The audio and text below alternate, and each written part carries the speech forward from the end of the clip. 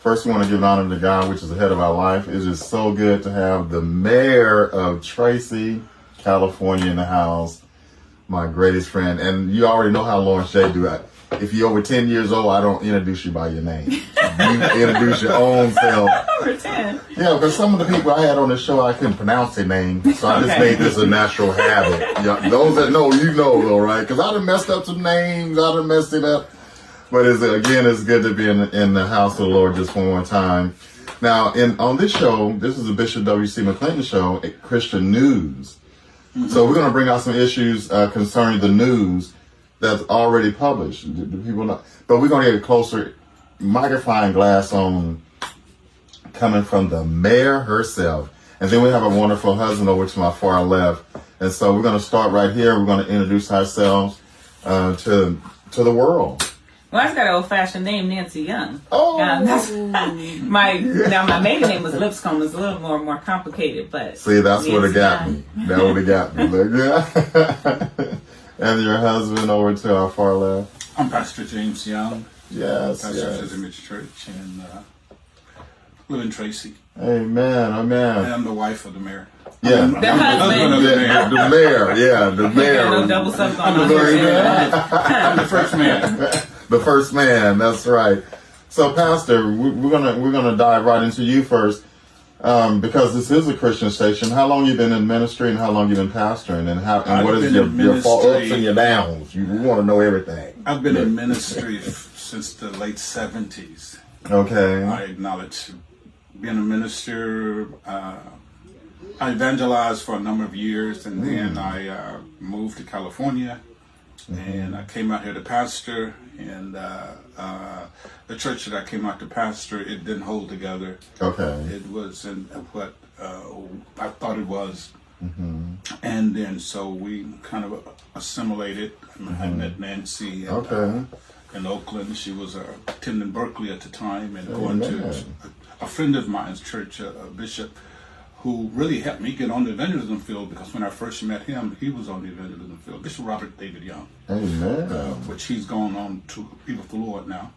And so I met Nancy there, and she was directing the choir. Oh, man. I was a musician, and so when she found out, I'm over there on the plan, and she came over and asked if she sat on the organ seat with me and asked if I could play for them while they direct the choir. Okay. And so she told me the song. You remember the song? Huh? You remember the song that you played? I don't remember the song. Because you was focused on the director. See, that's what happened. See, I already knew the answer to that.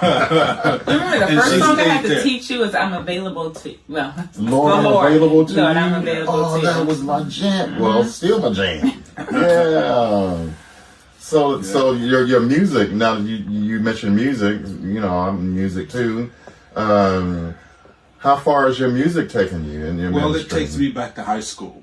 Okay. I got in a band when I was in high school, and high school marching band, and I made a jazz band, and we started a group while we were in high school, and we were really good. Around about the same time the Jackson 5, they were out already, and we were making some tracks. We did our first recording on Blaze Record out of Nashville, and so that summer we went on tour.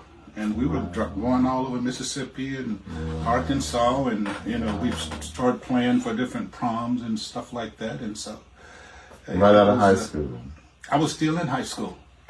Wow! And we were playing down in Mississippi, in Jackson, Mississippi. And we were hitting some of the what they call juke houses back in the the juke joints, hole in the walls. And at 15, I had the opportunity to sit in with James Brown's practice. His group was practicing at the Elks Club down in Jackson, Mississippi. And when we came in to watch them practice, James Brown wasn't there yet. And Bootsy Collin, I didn't know who Bootsy was at the time, this tall, skinny guy. He said, "Who's your bass player?" Everybody pointed to me. Now, understand, my instrument was trumpet. Right. I eventually got a full scholarship playing trumpet, orchestration, and arrangement. But I was playing bass guitar because my brother just got drafted into the military, so I was playing bass. And so we went to James Brown rehearsal, and I had a chance to play Bootsy Collins bass at 15, and I knew James Brown songs because that's how we were playing the top 30. Yeah, that was the top 30. Yeah. Wow. That is awesome. That's awesome. So, since we only got so much time, we're finna pick on the mayor now. Look at I'm gonna talk some more. yes. Because us preachers, we can run a service. Yeah, 28 minutes too. You talking about 28 minutes? Oh, we finna run a service. We gonna do baptism and all that. We're gonna raise a tithe offering. We're gonna get some I folks preached my saved. first message at another church outside of our ministry when I was 11 years old. I'm an ordained pastor as well. What? And so I got my minister's license, my state minister's license through PAW, Pentecostal Assemblies of the World, when I was 19. And so I was in my 30s when I was an ordained pastor. But my husband and I both started the church together back in January 1996. Wow. Now that was something I didn't even know. That is some true history. So I have to hold back. So we got three preachers up here now, y'all. Too many preachers. Yeah. I don't even think we got enough time. Look. No. But there was something that I wanted to ask you that's going on in your city of Tracy right now. You was out of town when I talked to your husband on the phone, so he kind of broke it down to me. But we want to get it straight from you. You made history in Black History Month. You did something that haven't been done. I remember going to Tracy back and forth to musicals and concerts and one-way highway, one coming, one going. And we would always get pulled over, of course, because that wasn't our neighborhood. It wasn't our neighborhood. Right. So to accomplish a goal that you put into action and accomplished it in the city of Tracy, and that's that flag. Can you give us some insight on how that was? Raising the Pan-African flag for the city of Tracy. So now I've been on council a little over 10 years now.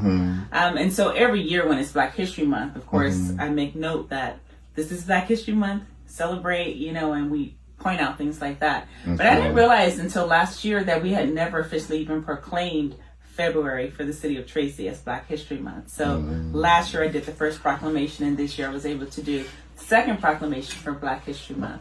And so we have a flag policy in our city, and so it's there for us to be able to utilize, to be able to bring up things that we feel represent our city. Okay. And so last year, and actually in 2021, I requested for the Pan-African flag to be raised. And so that was raised. And so 2022, we thought that it was on an automatic schedule to be raised. So it was raised last year. And so this year we decided that I was going to have a special ceremony, and it was going to be, and the title of it was Breaking Glass Ceilings. This year I wanted to celebrate.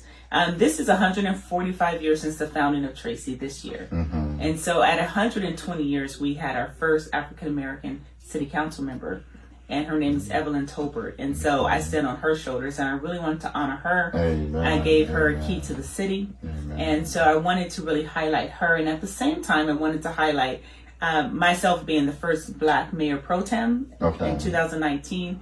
And then I was the first Black mayor and the first female elected mayor, and then re-elected again in 2022. And so I wanted to have this special celebration. And then I also included, we have our first African-American police chief, Sikru Millington.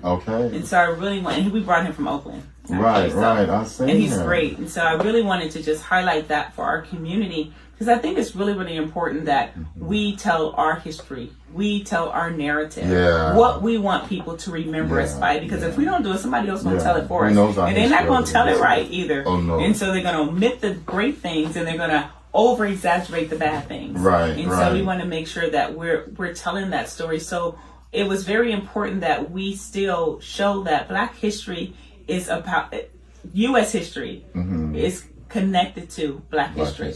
I mean, we didn't come over here on a visa. We didn't like sign up for boarding pass. So, well, let me come and visit for a minute and then go back to our country. Let me go back in the queen and the king attire that I came in over here, and all the different variations. No, we were brought here. Our ancestors were brought here against their will to build this country. And so since we've been here, there's been many discoveries. There's been much that Blacks have contributed over the years. And so Black History Month actually just being acknowledged it's been during our lifetime. Right. You know, right, I was yeah. a kid when we started acknowledging this. So the Pan-African flag is a symbol that was created many years ago to be able to represent all of those from Africa. Right. And so in the city of Tracy now, it's set to be raised every single year. So we did that on February the 1st, and we did do the breaking the glass ceilings. And so we did do the proclamation for the city of Tracy. So I'm just really excited that we're just, you know, open doors wider, opening everything wider for many to come alongside at the same time. And to now have our 4th council member on the city council that is African American. And there are so many who have been running every time that we have an election. I know of some more that plan to run next year for city council. And I'm really thrilled that people are not afraid anymore to step out and to let their voices be heard. For so long, people said, you can't do it. When I ran, said, nobody will ever vote for you. That's not going to happen. Right. And so I was like, they really? said that in city council. Yes, they said that. They said that then. Then they said it again the second time. Yes. Now they said it again. Now yeah, but the still, mayor. but people keep running, voting anyway. And I was passing out her flyer, and he looked at it and said, I'm not going to vote for her. He'll take it. Yeah. She said, she won't win. Not here. Right. And he said, then he made the statement, if she do, they're going to corrupt her. And I said, who's going to corrupt her? He asked me a question. Have you heard of the Good Old Boys? I said, man, the Good Old Boys. I was born and raised in Mississippi. Right. I said, we know Good Old Boys. Yeah. Hold the record for the number of lynchings. Right. So anyway, I mean, he was, from that standpoint, how is she going to become the mayor of a city like this? And you even mentioned that when you used to drive out that way. Oh man, they used to pull us over every time. I have all my choir members. We would, troll each other going to the music at Good Hope in the city of Tracy and other church. I mean, I'm sorry, not Good Hope. Good Hope was in Oakland. New Hope. Correction. But and we would drive down going to the musicals, and we'd get pulled over every time. Every time. Yeah. And they would go through every car. Like, I mean, I told them, I said, we the church folks. We ain't packing no guns and drugs. We going to sing until they got used to us. And then they didn't really get used to us because they still would do it. So we would have to leave early just to get there on time. Because we're going to have a big tour. Yeah, 12, 13 cars deep. We coming with a bus and vans. We coming with the instruments. Every time, one highway. Yeah, good news. That was good news. That was one highway coming through town. But as I said, we just celebrated our first African American police chief, Sekou Millington. Wow, we have a waiting list. We have a waiting list to join our police force, and so we are filled to capacity. We have really good. We have a great team, but we have great leadership. We have great leadership, and so part of the thing is that you have to see, sometimes it's hard to unlearn things. Right. And so, but as you get new people in and you come into a new culture, and that's how you start to grow. You grow a different type of officer that has a different type of outlook.